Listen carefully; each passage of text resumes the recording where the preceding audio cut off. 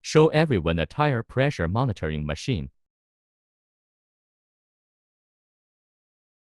This rear-mounted tire pressure monitor, suitable for large vehicles. Actually, small cars are also very suitable for use.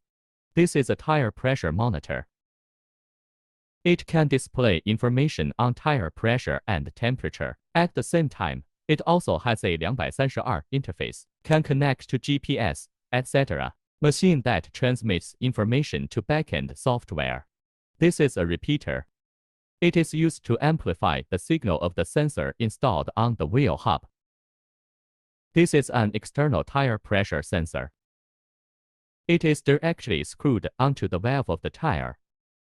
There are also some other types of sensors, using to be tied to a wheel hub, pasted onto the inner wall of the tire. Or, to put it simply, this valve is equipped with this sensor. This is an extension cable for the repeater. These are some of the remaining tools we have installed.